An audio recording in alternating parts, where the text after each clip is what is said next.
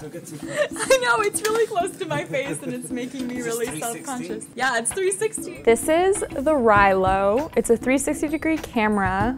It has image stabilization and it records the whole world around you, and I'm curious to try it out and see if it lives up to the hype.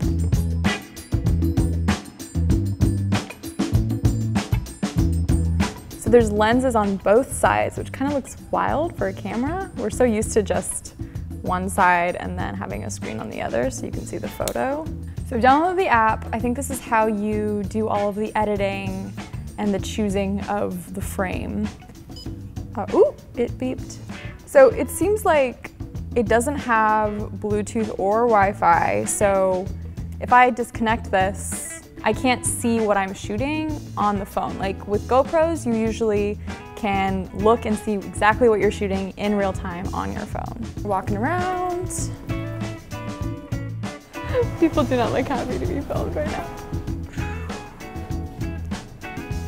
Okay, so we just sat back down and now it is downloading, and I can imagine this would look beautiful if you were outside with the sun and nice light. Let's try and save a 360 video. So you can select what part of the video you want and save it to your camera roll. I mean, I think part of the reason that you can cut down the videos to make them smaller is because they would take up so much space on your phone, and it's already told me I can't download this full 4.5-minute video. So the playback of the video we took around the office looked really nice. The interface itself, it's fun to kind of move the video around. You can just do it with your finger.